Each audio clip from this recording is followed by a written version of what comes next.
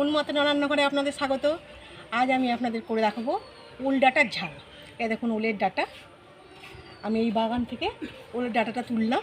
এবার এটাকে আমি কাটবো, দেখুন কিভাবে রান্না। উলের ডাঁটার আমি ওপরটা একটু কেটে নিচ্ছি, এই পাতাটা রেখে দিলাম। এবার এটাকে আমি ছোট ছোট করে পিস পিস করে এভাবে কেটে নেব।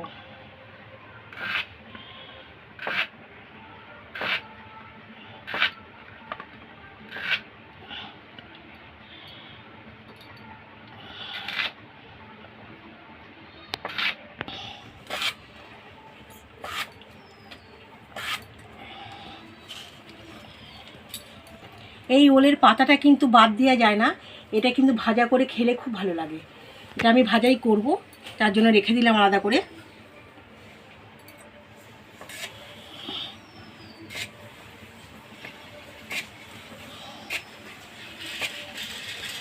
এটাকে আমি হালকা করে করে ওপরে এই ছালটাকে ছাড়িয়ে নেব। দেখুন এভাবে হালকা করে করে আমি ছাড়িয়ে নিচ্ছি ওপরে ছালটাকে, দিয়ে এইভাবে কেটে আমি রাখলাম।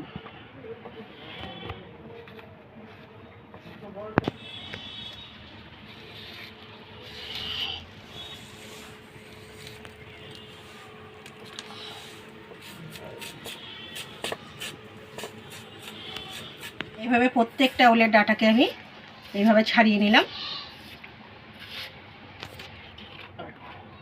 এইভাবে আমি কেটে নিলাম ছাড়িয়ে।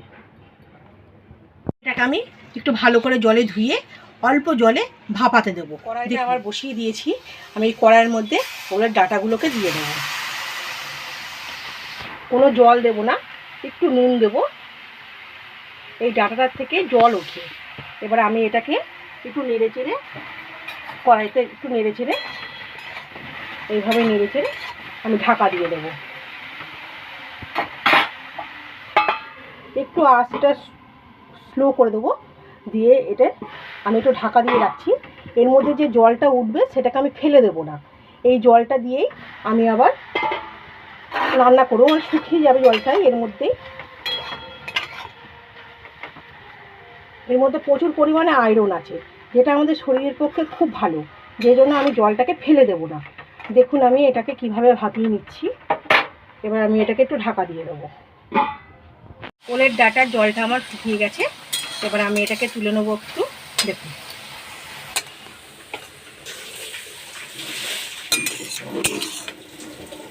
এই রান্নাটা আমি কিন্তু কুচো চিংড়ি দিয়ে করব। তা আমি কুচো চিংড়িটাকে একটু ভেজে নিই। দেখুন কড়াইতে আমি অল্প করেই তেল দিলাম।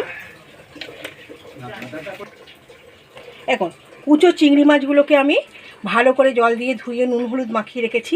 এবার আমি এগুলোকে ভেজে নেব। আমি এবারে কুচো চিংড়ি মাছগুলোকে ভেজে নেব।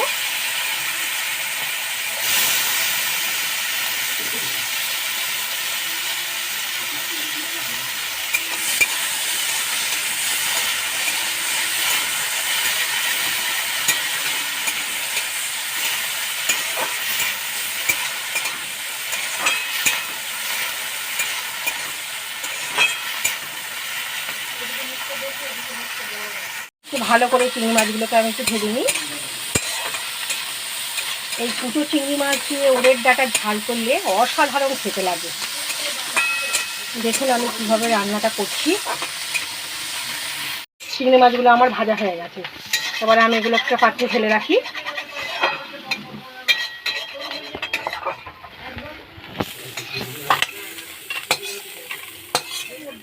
আমি আর একটু তেল দিয়ে দিচ্ছি। এর মধ্যে একটা শুকনো লঙ্কা ফোড়ন দিয়ে দিলাম। এবারে এর মধ্যে আমি কিছুটা পেঁয়াজ কুচি দিয়ে দিলাম।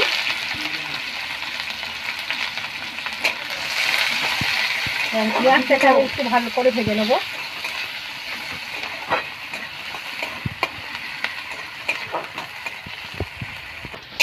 এখন পেঁয়াজটা আমার সুন্দর ভাজা হয়ে গেছে। এবারে আমি এর মধ্যে একটু রসুন হাফ বাটা করে রেখে দিয়েছি, এটাকে আমি এর মধ্যে দিয়ে দিলাম। এবারে এর মধ্যে আমি একটু হলুদ গুঁড়ো দিয়ে দেবো। একটু হালকা করে জল দেব, মশলাটাকে ভালো করে কষবো।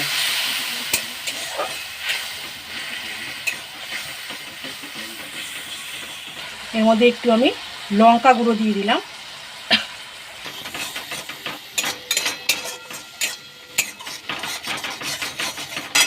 এবার একটু নুন দেবো, পরিমাণ মতো একটু নুন দিয়ে দিলাম।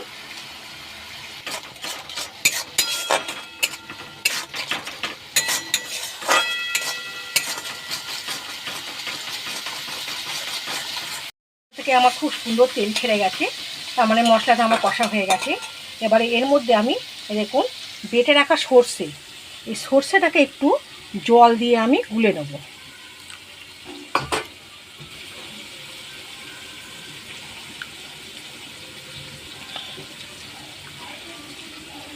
এবার এই সর্ষে বাটাটা আমি এর মধ্যে দিয়ে দেবো।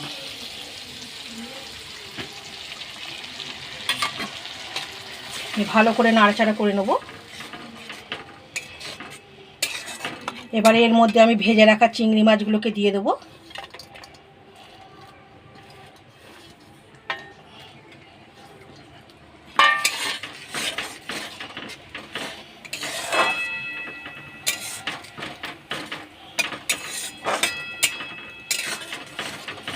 এবারে আমি এর মধ্যে এই ওলের ডাঁটাটা দিয়ে দেবো। দেখুন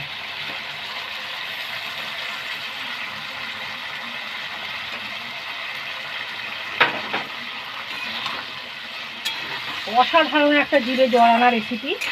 যারা এখনো পর্যন্ত ওলের ডাঁটা খাননি তারা এভাবে অবশ্যই করে খাবেন, দারুণ ভালো লাগবে।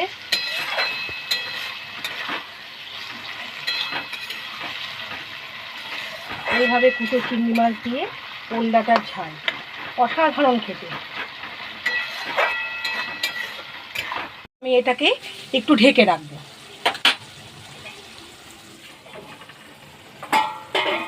দেখুন এটা আমার পুরো রেডি হয়ে গেছে। এবারে আমি এর মধ্যে একটু চিনি দেবো, স্বাদ মতো একটু চিনি দিয়ে দেবো আমি।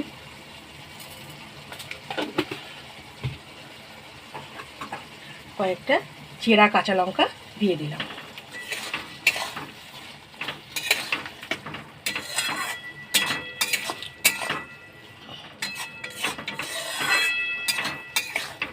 সম্পূর্ণ আমার রেডি হয়ে গেছে ওল ডাঁটার ঝাল।